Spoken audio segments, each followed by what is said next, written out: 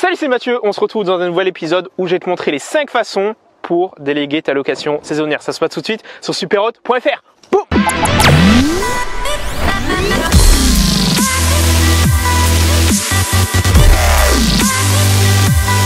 Ok, alors comme tu peux le voir, là je suis sur le Nil.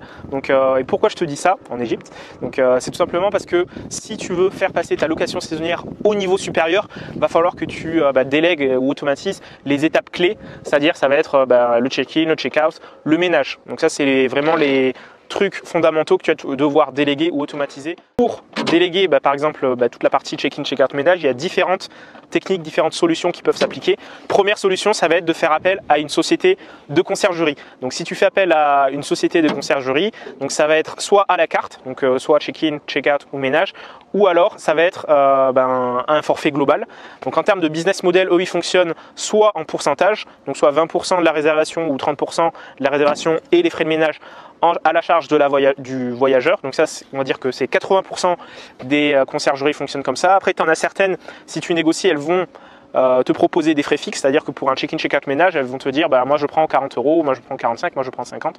Donc ça, c'est à toi de négocier et surtout de voir, parce que ça dépend du nombre de nuits en fait que tu loues. Si tu loues, tu vois, par exemple les 2 nuits et régulièrement entre 1 et 2 nuits, si tu as des frais fixes et que tu as des nuitées qui ont pas forcément des prix élevés, ça va être désavantageux pour toi en fait. Alors que si tu es en mode dynamique, donc soit 20% ou 30%, derrière ça va te permettre de tout simplement réduire le coût associé à la délégation et comme ça tu vas pouvoir augmenter ton chiffre d'affaires. Donc pour recruter une conciergerie, là il n'y a pas 36 solutions, tu vas sur les pages jaunes, tu vas sur Google, tu prends les 5 conciergeries sur Google, 5 conciergeries sur les pages jaunes, tu les appelles et lorsque tu les contactes, donc les personnes vont venir, tu leur expliques bien comment est-ce que tu fonctionnes. Si tu as mis en place des process, par exemple pour la partie ménage, toi tu veux qu'il y ait ça, ou alors pour la partie check-in ou check-out, tu veux qu'il y ait ça qui soit vérifié. Pareil, tu vois, comme je te l'ai déjà montré dans les autres vidéos, s'il y a des incidents, derrière il y a un petit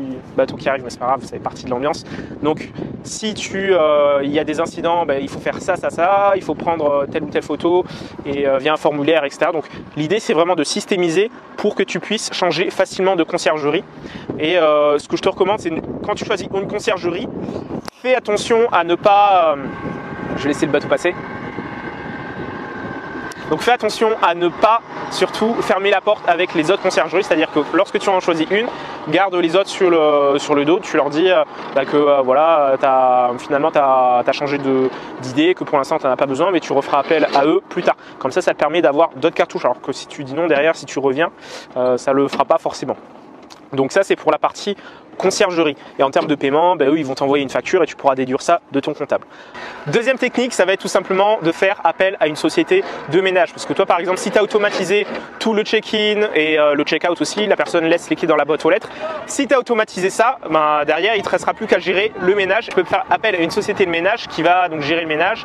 Et l'avantage principal que je vois à faire appel à une société de ménage, c'est que c'est que tu dépends pas forcément d'une personne. C'est-à-dire qu'en général, les personnes qui délèguent le ménage le délègue à une personne et si cette personne tombe malade, là elles sont embêtées. Alors que si tu fais appel à une société de ménage, c'est elle qui gère le truc et c'est elle qui gère les vacances et du coup les vacances de ménage et du coup s'il y a des problèmes, c'est la société qui gère ça.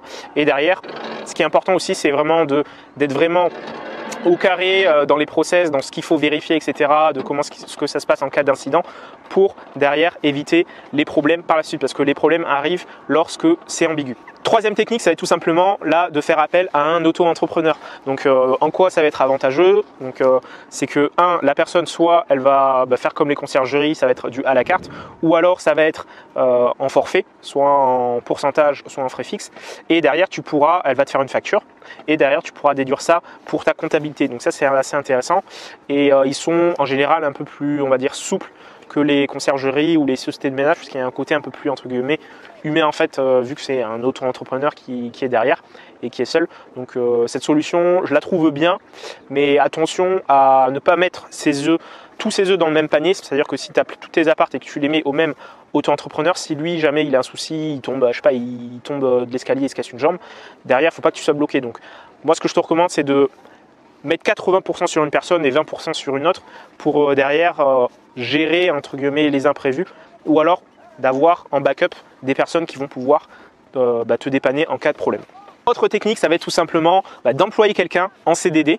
Donc, c'est-à-dire que la personne, tu vas aller sur Pôle emploi, tu vas passer des entretiens et derrière, tu vas la recruter. Et pour éviter tout le côté vraiment lourd, qui est le côté lourd administratif, derrière, tu vas déléguer ça en passant soit par le CESU, donc, qui est en gros un système qui va te permettre tu vas déléguer toute la partie paperasse administrative au CESU, tout ce qui est fiche de paie, etc. C'est eux qui vont gérer.